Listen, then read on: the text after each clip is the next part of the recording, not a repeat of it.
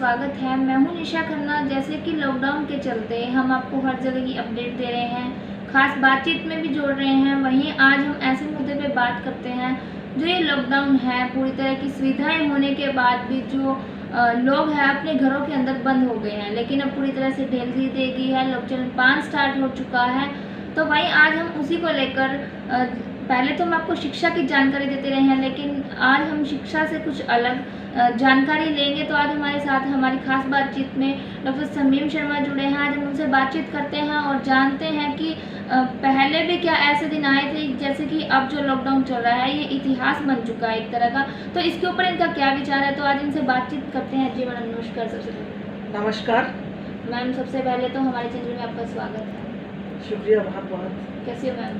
जी बता दीजिए brief share कि आप कितने टाइम से यहाँ पे पूरा था। मेरा नाम तो आपने बता ही दिया। मैं शमीम शर्मा हूँ, मैनेजिंग डायरेक्टर जेसीडी विद्यापीठ। मैं यहाँ पर 1.5 साल मुझे अब हो चुका है, और इससे पहले भी 3 साल मैं यहाँ पर बतौर मैनेजिंग डायरेक्टर काम कर चुकी हूँ। यहाँ पर काम करना एक बहुत ही आनंद का विषय इसलिए है कि युवाओं में, युवतियों में रह करके आपको एनर्जेटिक फील होता है। कभी थकान भी होती है तो सामने हंसता खिलखिलाता बच्चा जब दिखता है तो थकान करने का अवसर ही नहीं मिलता। तो बच्चों के लिए नई नई योजनाएं बनाना, कार्यक्रम करना, उनके टेस्ट के हिसाब से आगे बढ़ना, और अगर किसी बच्चे को कोई प्रॉब्लम है उसका सॉल्यूशन करने में मुझे बहुत ही आनंद आता है। मैम, जैसे कि लॉकडाउन चल रहा है, अगर हम बात करते हैं इतनी सुविधाएं होने से भी इंसान है अपने घरों के अंदर बंद हो चुके हैं, प्रवासी मजदूर पैदल अपने घर की ओर चल रहे हैं। क्या आपने पहले भी अपनी लाइफ में कुछ ऐसा देखा था कि ऐसा कुछ होगा, या पहले ऐसा कुछ हुआ हो? देखिए, लॉकडाउन जो अब हुआ है ये तो बहुत ही एक विचित्र और अपरिहार्य संकट की घड़ी में हुआ है कि एक महामारी है जो केवल हमारे देश में नहीं समूची दुनिया में फैली हुई है। तो उसके बचाव के लिए लॉकडाउन एक अलग बात है, लेकिन लॉकडाउन हमारे यहाँ पर हमारी संस्कृति का किसी न किसी रूप में एक हिस्सा रही है। आप कहेंगे कैसे? तो मैं 2-3 इसकी मिसाल दे रही हूँ आपको कि जैसे घर में जब किसी महिला के प्रसव के बाद जब बच्चा होता था तो उस महिला को बिल्कुल लॉकडाउन कर देते थे। कम से कम मैं कहूँगी कि 1.25 महीने तक वो लॉकडाउन में रहती थी, और उसके पीहर से भी अगर कोई मिलने आता था तो उसके कक्ष में जाने की अनुमति नहीं हुआ करती, और उसको बाहर ही बिठाते थे। 1-2 घंटे के बाद बिठाने के बाद हाथ धो के उसको हाइजीनिकली स्वच्छ बना करके मुलाकात करने दी जाती थी।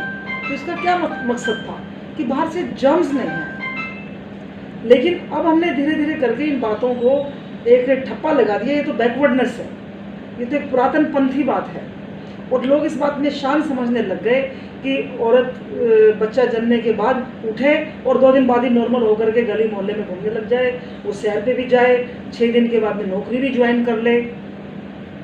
हाइजीनिकली ठीक नहीं है। तो हमारे इसको स्यावड़ लगना कहते थे हमारे घरों में, यानी कि कहीं पर स्यावड़ 7 दिन की होती थी, कहीं 10 दिन की, कहीं 12 दिन की, 14 दिन की, कि उन दिनों में बाहर का कोई आदमी भी आपके घर में नहीं आ पाएगा। आपके सामान चाहे बाहर से अंदर आ जाए अड़ोस पड़ोस से, लेकिन आपके घर से कोई चीज़ बाहर नहीं जाएगी। इस तरह की हमारी परंपरा रही है, और यही मृत्यु के समय भी हुआ है। घर में अगर किसी की डेथ हो गई है तो 12 दिन तक, जब तक उसकी तेरहवीं नहीं हो जाती, रस्म क्रिया नहीं हो जाती, तब तक हम हमेशा स्यावड़ लगना ही कहते थे उसको भी।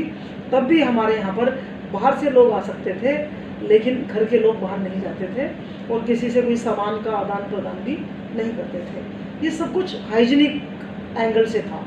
और जब किसी के जाकर के क्रिमेशन में, जब शमशान घर से वापस लौटते थे, तो हर एक के लिए अनिवार्य था कि आपको रास्ते में जो भी नलका है, कुआं है, कुई है, तालाब है, वहाँ से पानी लेना है, अपने ऊपर डालना है और हाथ धोने हैं। क्या था ये वही हाथ धोने की बात जो बार बार अब मोदी जी कह रहे हैं, या दुनिया कह रही है, विज्ञान कह रहा है, डॉक्टर कह रहा है, यही तो था। हम भी यही कहते थे, लेकिन उसको हमने मानना बंद कर दिया था। मेरे घर में मैंने बचपन से देखे, अपनी शादी तक देखा है कि घर में रसोई में जाते ही हाथ धोने थे, हाथ धोके जाते थे। कभी बिना हाथ धोए रसोई में जाने की अनुमति ही नहीं हुआ करती थी। तो हमारे एक हाइजीन का एक कॉन्सेप्ट था, वो हमारे जीवन की शैली थी। वो हमारी संस्कृति का, संस्कारों का एक हिस्सा था। लेकिन अब हमने जूते समेत रसोई में जाने को अपनी शान समझ लिया है। हम जूते समेत बैठ के खाते हैं, उसको हमने फैशन से और मॉडर्निटी से जोड़ दिया है। तो ये एक कल्चरल जो चेंजेस आई हैं, इस कारण भी बहुत सारी बीमारियों को हमने आमंत्रण दे दिया है। मैंने युवा पीढ़ी को तो देखा ही नहीं कि खाने से पहले कभी उन्होंने हाथ धोए। मैं कहती हूँ गाँवों की शादियों के अंदर भी जब बारात जाया करती थी, तो जहाँ पे बारात को ठहरना है उसके आंगन के बाहर सबसे पहले एक वॉश बेसिन लगा होता था, जो टेंट से लाया जाता था। उस पर तौलिया, साबुन बाकायदा रखे रहते थे। तो वो परिचायक है इस बात का कि हमारे गाँवों में भी, हमारी शादियों में जहाँ पे गेट टुगेदर बहुत ज़्यादा होती थी, तो भी हम लोग बिना हाथ धोए खाना नहीं खाते थे। लेकिन होटल में हम जाते ऑर्डर दिया, पिज़्ज़ा लाओ, बर्गर लाओ, ये लाओ, वो लाओ, हाथ एक ने भी नहीं धोए, नॉट ए सिंगल पर्सन, और जाके खाना शुरू कर दिया। और आखिर में हम फिर नहीं हाथ धोते खाने के बाद। हमारे यहाँ 2 बार हाथ धोने की परंपरा है, खाने से पहले और खाने के बाद। हमने इन दोनों परंपराओं को सिरे से नकार दिया है। तो मैं आज आपके इस माध्यम से, पल पल के संदेश के माध्यम से ये भी कहना चाहती हूँ कि हाथ धोने की जो हमारी परंपरा थी ना, उसको शिरोधार्य रखो, उसका निर्वहन करो। उसको बाय बाय करना ही बहुत ज़्यादा बीमारियों को निमंत्रण देने वाली बात है। हाथ जरूर धोने चाहिए। और ख़ास तौर से युवा पीढ़ी से कहती हूँ कि जूते पहनने के बाद तो कम से कम हाथ धो लिया करो। हमने वो भी बंद कर, पता नहीं किसका चमड़ा है, कितना गलत है, कितना खराब है, बाहर से कैसे कैसे कण हम लेकर के साथ में आ रहे हैं, विषाणु हैं, कीटाणु हैं, जहरीले हैं, नुकसानदायक हैं। हमें इन बातों से कोई सरोकार ही नहीं है। लेकिन अब कोरोना ने बता दिया है, कोरोना चीख चीख के कह रहा है कि हाथ धो, हाथ धो लो, हाथ धो। मैम, जैसे कि बात करते हैं, हर माँ बाप का सपना होता है अपने मतलब बच्चों को उच्च पदवी पे देखने का, कि शिक्षा ग्रहण करें। आज के टाइम में शिक्षा ही है जो कुछ है। अब जब लॉकडाउन के चलते युवा पीढ़ी की बात करें, तो युवा पीढ़ी की सोच पर कितना असर रहा है? देखिए, युवा पीढ़ी को एक बात सही समझ में आ गई है कि पहले वो कॉलेज को, यूनिवर्सिटी को समझते नहीं थे। घूमने फिरने की जगह भी बहुत लोग मानते थे। आधे से ज़्यादा लोग जो मेरिट के बच्चे हैं, सीरियस हैं, धीर गंभीर हैं, वो तो पढ़ाई का जरिया समझते थे। अब घर बैठ के उनको मालूम चल गया है कि कॉलेज का, स्कूल का, यूनिवर्सिटीज़ का, जेसीडी विद्यापीठ जैसे संस्थानों का क्या महत्व है। क्योंकि कैंपस में जाकर के ही बोलकर, बतलाकर, सीखकर, प्रैक्टिकल के द्वारा, टीचर के लेक्चर सुन करके, असाइनमेंट दिखा के, प्रश्न उत्तरों के द्वारा, अपनी जो है टेस्ट देने के द्वारा ही आपकी ग्रूमिंग हो सकती है। वरना आप अधूरे रह जाएंगे, वरना आपके अंदर वो प्रतिभा की एक तरह से का निखार नहीं आ पाएगा जो एक अच्छे मेधावी छात्र में, मेधावी विद्यार्थी में होता है।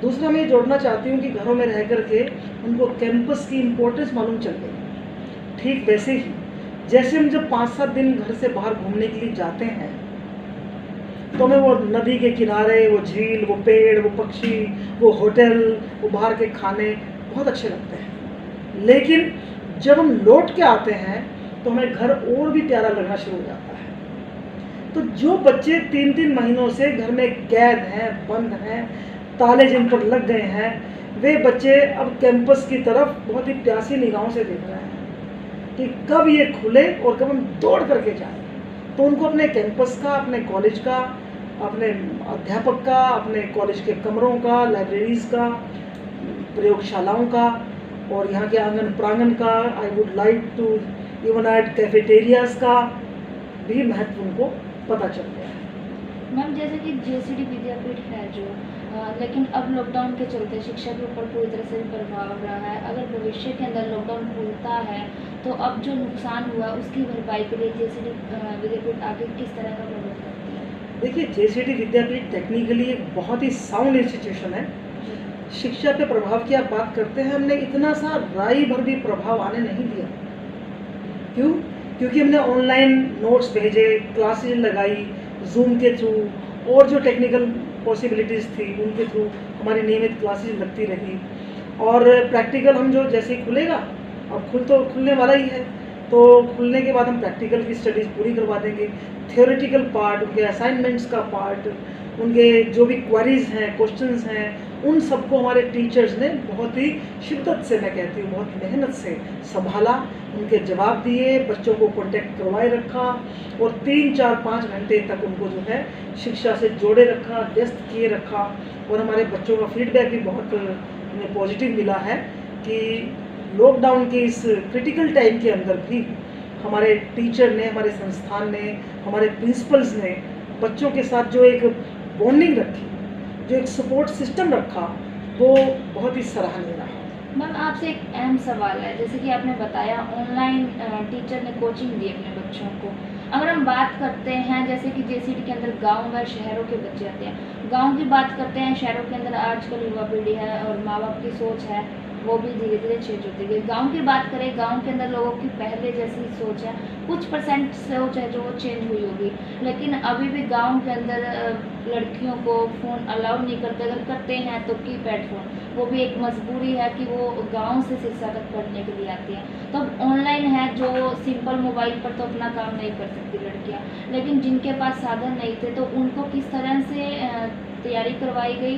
अब जो एग्ज़ाम होंगे फाइनल ईयर के, तो लॉकडाउन 3 महीने का चला, जैसे कि अब सिलेबस इन्हीं दिनों कवर होता है सिलेबस, लेकिन अब लॉकडाउन के चलते पूरी तरह से प्रभाव रहा, तो भविष्य में इसका रिजल्ट किस तरह का देखने को मिलेगा? देखिए, सवाल आपका बहुत ही अहम है, संदेह नहीं है इस बात में कोई भी, लेकिन एक बहुत बड़ी क्रांति हुई है। क्रांति हुई है टेक्नोलॉजी में, जनसंचार में। अब हम जब बात करते हैं कि लड़कियों के पास मोबाइल नहीं है, वे दिन गए, भूल जाओ इस बात को आप। और बहुत इक्का दुक्का ही घर होंगे जिनके घरों में एंड्रॉयड सिस्टम का मोबाइल नहीं है। हाँ, मैं लैपटॉप मानती हूँ कि नहीं होंगे, डेस्कटॉप नहीं होंगे, मैं मानती हूँ, लेकिन मोबाइल हर बच्चा व्हाट्सएप पे लगा हुआ है, हर बच्चा फेसबुक पे है, इंस्टाग्राम पे है, और वो नोट्स ले रहा है गूगल के थ्रू।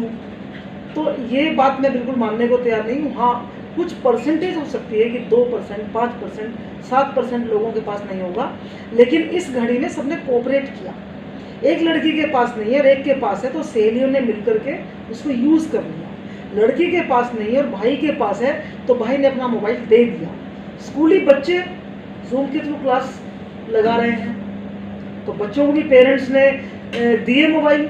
जो पेरेंट्स ये कहा करते हैं कि नहीं मोबाइल को छूना नहीं है, रेडिएशन है, आंखें खराब हो जाएंगी, वे सारे के सारे पेरेंट्स अपने बच्चों को मोबाइल के सामने लेकर के बैठे रहे हैं। तो ये समय के परिवर्तन, जो बदलाव है, इनको हमें सुनना पड़ता है, मानना पड़ता है, वरना समय गले में अंगूठा दे के अपनी बात मनवा लेता है। तो तकनीक ने, मैं कहूँगी कि इस समय में, कोरोना की घड़ी में, हमें बहुत सहारा है। हमारे पास एंड्रॉयड सिस्टम थे, लैपटॉप थे, हमारे पास ये मीडिया का एक ज़रिया था, तो हमारा टाइम पास हो गया। कह लीजिए गाने सुन के, फिल्में देख के, गूगल करके, व्हाट्सएप भेज के, चैटिंग करके, हंसी मजाक करके हमने इतने कंपटीशन करवाए। हमारे जेसीडी विद्यापीठ में, मेमोरियल कॉलेज ने, हमने कुकिंग तक का कंपटीशन करवा दिया।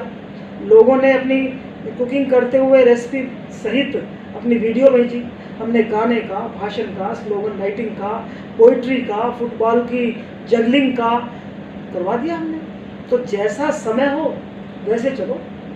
जैसे कि लॉकडाउन इतने लंबे समय तक रहा है, जबकि कॉलेज और स्कूल जब रेगुलर स्टार्ट होते हैं तब भी बहुत कम बच्चे क्लासेस लगाते हैं देखा जाए तो, लेकिन अब लॉकडाउन के चलते जैसे कि जब रेगुलर तब भी फ़ोन बच्चे जो बंक करते थे और फ़ोन में रहते थे, अब तो वैसे भी लॉकडाउन चल रहा है, लोग बच्चे घरों में रह रहे हैं, फ़ोन यूज़ करते हैं। तो आप क्या सही मानते हैं कि युवा पीढ़ी की फ़ोन के अंदर वो पढ़ाई उन्होंने की होगी? देखिए, जिन्होंने नहीं पढ़ना उन्होंने तो नहीं पढ़ना, लेकिन हाँ, जो हमारे डाटा की अगर आप बात करते हैं, तो जो लोग पहले क्लासेस में बच्चे 80% आते थे, जब हमारी क्लास जूम के थ्रू लगी, बच्चों ने घर पे अटेंड की क्लास, तो वो आंकड़ा बढ़ा ही है। बच्चों ने इंटरेस्ट लिया है, क्योंकि घर बैठे बैठे वो भी बेचारे बोर हो गए थे, उन्हें भी क्लासेस की इम्पोर्टेंस समझ में आ गई थी। और अब जब वे अनलॉक जब हो गया है, धीरे धीरे करके स्टेप्स में हो ही रहा है, कॉलेज और स्कूल भी खुलने वाले हैं, तो बच्चे जो हैं अपनी क्लासेस को और रेगुलर करेंगे और उन्हें करना भी चाहिए। और रही बात कि वो फ़ोन पे क्या देख रहे थे, ये तो ना हमें पहले पता था और ना भविष्य में पता होगा। तो युवा पीढ़ी के अपने कारनामे होते हैं, अपने टेस्ट होते हैं, अपनी लाइकिंग डिसलाइकिंग होती हैं, उनको हम क्वेश्चन नहीं कर सकते, हम मोटिवेट कर सकते हैं कि रास्ते पे रहो, ट्रैक पे रहो, अगर बनना है तो पर्सनैलिटी की ग्रूमिंग करते रहो, अपने आप का आत्म अवलोकन करो, जांचो, मंथन करो। और बच्चे अगर डिरेल होंगे और चुपचाप कोने में बैठ करके छुप छुपा करके कुछ गलत साइट्स पे विजिट करेंगे तो उसका तो किसी के पास कोई इलाज नहीं है सिवाय मोटिवेशन।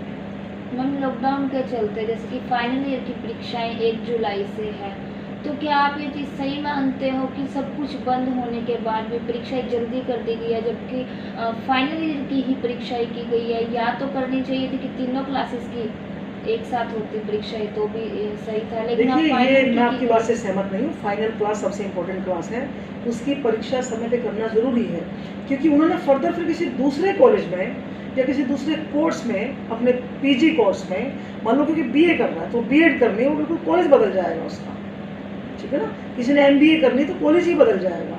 तो ये बीए फाइनल के एग्ज़ाम समय पे करने बहुत ज़रूरी है। रही बात समय की कमी की, कोई कमी नहीं है। 3 महीने बच्चों को पढ़ने को मिल गए और बच्चों के एग्ज़ाम अप्रैल में होने थे और लॉकडाउन मार्च में हुआ है, तो मार्च तक तो वैसे भी सिलेबस पूरा हो ही जाता है सारा। अब तो रिवीजन बच्चों ने करनी थी, वो घर पे भी बच्चे कर रहे हैं और हमने ऑनलाइन भी रिवीजन करवाई है। उनकी जो क्वेरीज थी, जो उनकी डिफ़िकल्टीज थी, उनको ऑनलाइन सहारने का, सुलझाने का काफ़ी प्रयास किया गया है। तो ऐसी बात नहीं है कि गलत स्टेप है, it's a very very appreciable step कि सबसे पहले बीए फाइनल, जो भी फाइनल क्लास है, बीए, बीकॉम, बीएससी या एमएससी, वो फाइनल का ही पहले एग्ज़ाम बनता है और यूनिवर्सिटीज़ ने बिल्कुल सही सोचा है।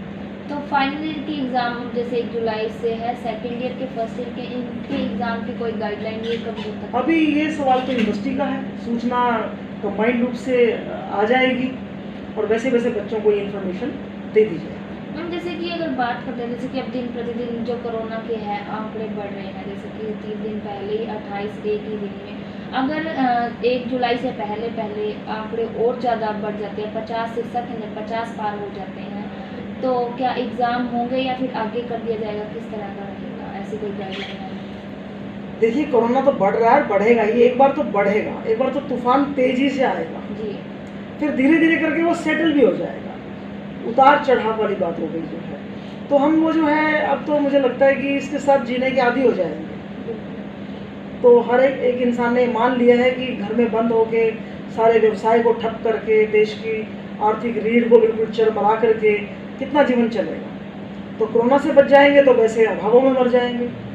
तो अब हमें धीरे धीरे करके हमें कोरोना के साथ जीना आता चला जाएगा और मुझे लगता है कि हम अपने इसी इम्यून सिस्टम से कोरोना के ऊपर हावी हो जाएंगे और कोरोना अंततः अपनी मौत मर जाएगा।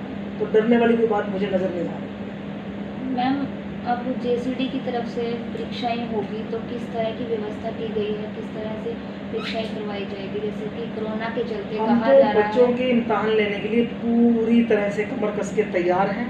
हमारे क्लासरूम बिल्कुल तैयार हैं। यूनिवर्सिटी ओडी-1 करेगी, आधे बच्चे एक दिन, आधे बच्चे एक दिन, हम उसके लिए तैयार हैं। हाँ, बच्चों को मास्क पहन के आने होंगे और हमारे विद्यापीठ की अपनी भी मुहिम रही है कि हमने यहाँ के सभी एम्प्लॉइज़ को खुद बना करके मास्क जो है वितरित किए हैं। कोई बच्चा नहीं भी लेके आएगा तो चालान काटने वाली कोई बात नहीं होगी, हम उसको यहाँ पर दे करके उसकी मदद भी कर सकते हैं। और बाकी रूम्स को सैनिटाइज करवा लिया गया है।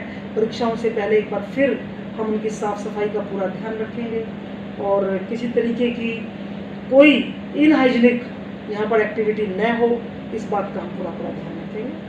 मैम बच्चे थोड़े कन्फ्यूज़न में हैं, ये चीज़ आप क्लियर करिए। जैसे कि कहा जा रहा है कि शिफ्टों के हिसाब से एग्ज़ाम होंगे, कि जैसे कि अगर एक क्लास में 40 विद्यार्थी हैं तो आज जैसे इंग्लिश का पेपर है तो वो जैसे 20 सुबह की शिफ्ट में रहेंगे या फिर 20 शाम की, 40 टोटल है, 20 सुबह 20 शाम, ये सब रहेगा या फिर अगले दिन अभी तक जो है ना ये चीज़ बिल्कुल पिक्चर क्लियर ही नहीं है।